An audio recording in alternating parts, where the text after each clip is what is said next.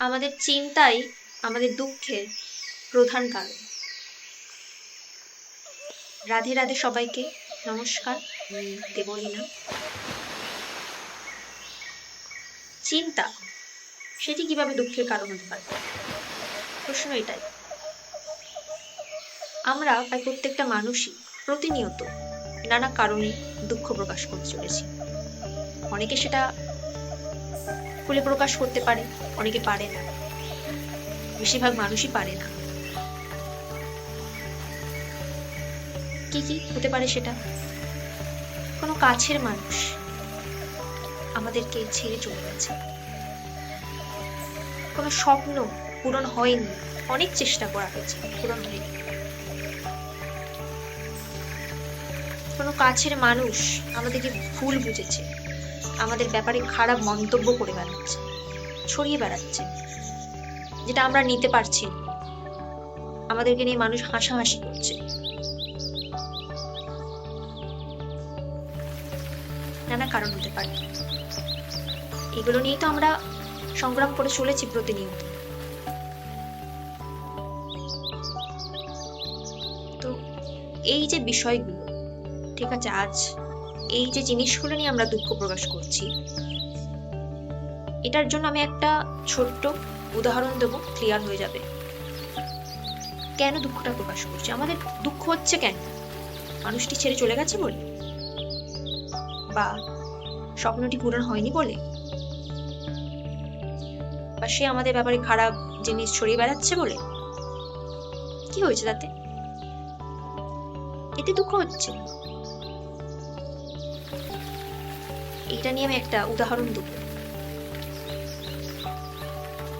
মহাভারতে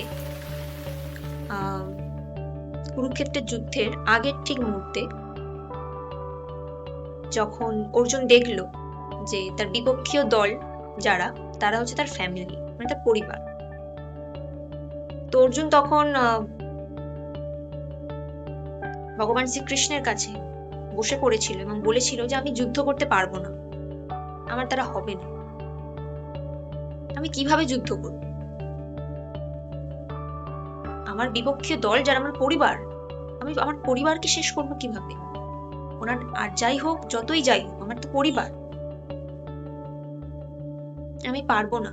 তার থেকে ওনারা আমার সম্পত্তি যদি নিতে পারে নিয়ে নিক, আমি বরং সবকিছু ছেড়ে আমি বনে চলে যাব, আমি যুদ্ধ করতে পারবো। এই যে তিনি শোক প্রকাশ করছিলেন, তো সেই টাইমে ভগবান শ্রীকৃষ্ণ অর্জুনকে বললেন যে শোক করো না। তুমি শোক কেন করছো? কাদের জন্য করছো শোক? পরিবারের জন্য। কে হয় ওনারা? তোমার পরিবার। এনারাই কি আগের জন্মে তোমার পরিবার ছিল, বা পর জন্মে কি এনারাই থাকবে তোমার পরিবারে? তুমি কি এসেছিলে ওনাদেরকে নিয়ে? ওনাদের সাথে তুমি এসেছিলে জগতে, না একা? কোনো উত্তর নেই।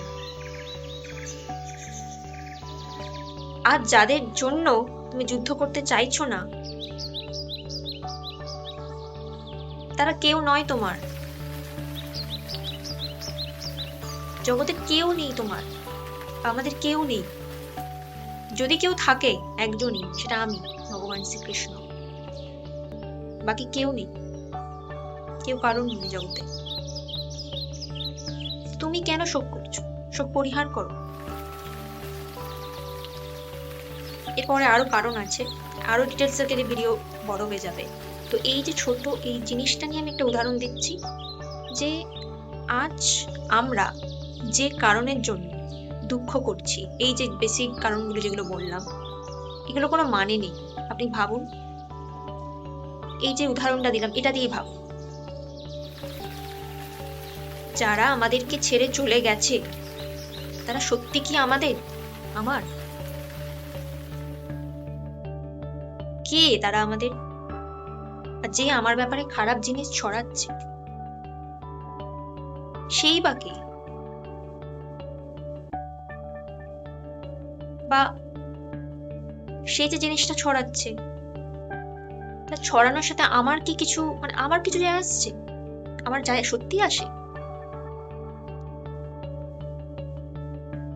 বা যে স্বপ্নটা পূরণ হয়নি, কি হয়েছে তাতে? সেটাই কি সব জীবনে? না। তো এই জগতে কেউ কারণ নয়, কেউ কারণ নয়। এই জগতে যতটা ভালোবাসা আপনি একটা মানুষকে দেবেন, এটাও ডাউট আছে যে সেই মানুষটা থেকে আপনি ততটা ভালোবাসা নাও পেতে পারেন। আপনি দেবেন তবে পাবেন। এই যুগে আপনি দিচ্ছেন, আপনি যে পাবেন তার কোনো গ্যারেন্টি নেই। আর এখানে ভালোবাসা নেই, মোস্ট ইম্পর্টেন্ট, এখানে এই জড়জগতে ভালোবাসা নেই। যদি থেকে থাকে সেটা আসল ভালোবাসা না। এখানে কি আছে? এখানে আছে নানা রকম চাহিদা, লালসা, লোভ, হিংসা, কিছু পাওয়ার আশা। এটা কি চাহিদাই তো? আমি তাকে ভালোবাসবো, তার থেকে কিছু পাবো, সেই জন্য। তো এখানে ভালোবাসা নেই। যদি সত্যি কেউ আমাদেরকে ভালোবাসে, বেসে থাকে, যদি সত্যি কারোর জন্য আপনি মানে কাঁদতে চান, তো সেটা একমাত্র ভগবান শ্রীকৃষ্ণের জন্য কাঁদুন। যদি সত্যি কেউ আমাদের আপন হয়ে থাকে, ভালো থাকে, মানে কি বলবো, কাছের হয়ে থাকে, যাকে ভালোবাসা দিলে যতটা দেবেন তার থেকে 1000 গুণ পাবেন, সেটা কেউ নয়, একমাত্র ভগবান শ্রীকৃষ্ণ। তিনি, যারা স্পিরিচুয়াল জার্নিতে আছেন তারা বুঝবেন এটা। আর এই যে ফিলিং, এই যে ফিলটা, মানে এই যে উপলব্ধিটা যে এই জগতে কেউ কারণ নয়, এটা ততক্ষণ আপনি বুঝতে পারবেন না যতক্ষণ না তিনি চাইবেন। মানে যতক্ষণ ভগবান চাইবেন যে আপনি বুঝুন ওনাকে, আপনি জানুন, আপনি ততক্ষণ বুঝতে পারবেন না।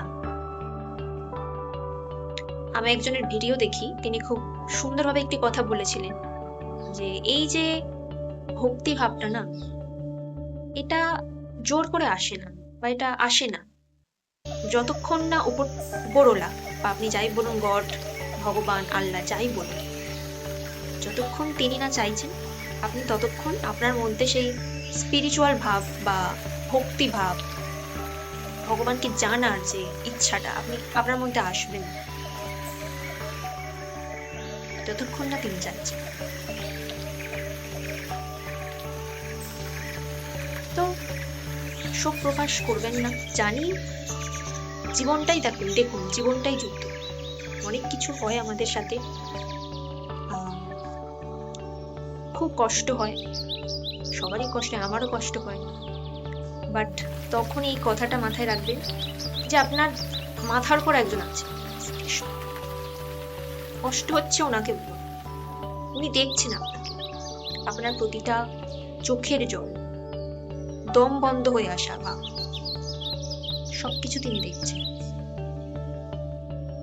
তিনি তো আছেন, তিনি আছেন বলে না আপনার শ্বাস প্রশ্বাস চলছে, তিনি আছেন বলে এখনো এই ওয়ার্ল্ড সুন্দর আছে, যতটুকু আছে সুন্দর আছে। তো ভালোবাসতে হলে ওনাকে বাসুন, উনি আছেন, সব ঠিক হয়ে যাবে, সবকিছু ঠিক করে দেবে।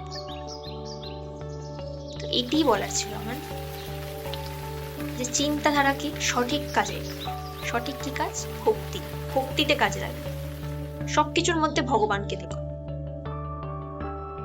তার মানে সবসময় 24 ঘন্টা পুজো করতে হবে আপনাকে, সেটা নয়। ভগবানের চিন্তা করুন, হৃদয়ে তো তিনি আছেন, ভিতর ভিতর ভিতর নাম জপ করুন। আর নাম জপ যদি না ইচ্ছা হয়, ওনার স্বরূপ, ওনার যে মুখমণ্ডল, সেটাকে ভাবুন,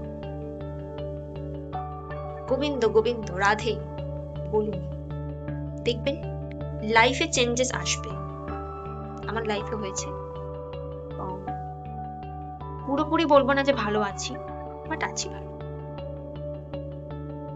খুব ভালো থাকবেন আপনারা সবাই।